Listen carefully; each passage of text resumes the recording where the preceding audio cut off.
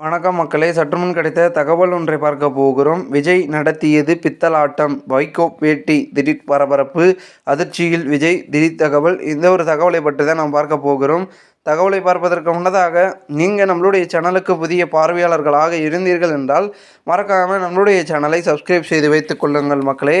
தற்பொழுது கருத்துயர சம்பவத்திற்கு பிறகு அரசியலில் பெரும் அளவில் குரல்களை எழுப்பாமல் இருந்த விஜய் அவர்கள் தாவேகாவில் தற்பொழுது அதிரடியாக கொஞ்சம் கொஞ்சமாக அவர்களுடைய அரசியல் பயணத்தையும் அவர்களுடைய குரல்களையும் ஓங்கி ஒலிக்க ஆரம்பித்து விட்டார்கள். அதன் தொடர்ச்சியாக தற்போது சமீபத்தில் பொதுக்குழுவும் நடந்தது. அதில் அதாவது கரூர் சம்பவத்தில் உயிரிழந்தவர்களின் உறவினர்களை சென்னைக்கு அழைத்து வந்த விஜய் ஆறுதல் கூறியது பித்தலாட்டம் என்றும் வைகோ அவர்கள் விமர்சித்துள்ளார்.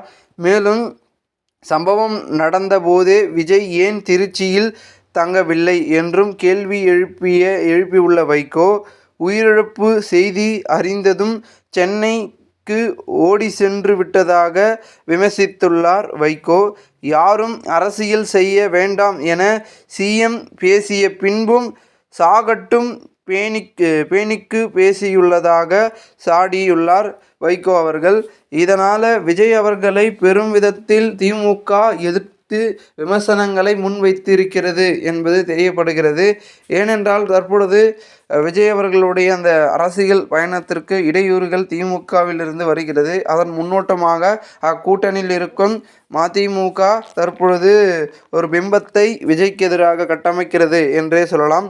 மேலும் இதன் தொடர்ச்சியாக வைகோ கூறுவது பார்த்திங்கன்னா ஏற்றுகிறாக ஏற்கலையா அப்படின்றது ஒரு பக்கம் இருந்தாலும் விஜயின் அடுத்த கட்ட நடவடிக்கைகள் என்னவாக இருக்கிறது என்றால் தற்பொழுது தாவேகாவை பார்த்திங்கன்னா 2026 தேர்தலில் வெற்றி பெற வைக்க ஒரு முடிவுகளை எடுப்பது மட்டும்தான் அவர்களுடைய நோக்கமாகவே இருந்து கொண்டிருக்கிறது.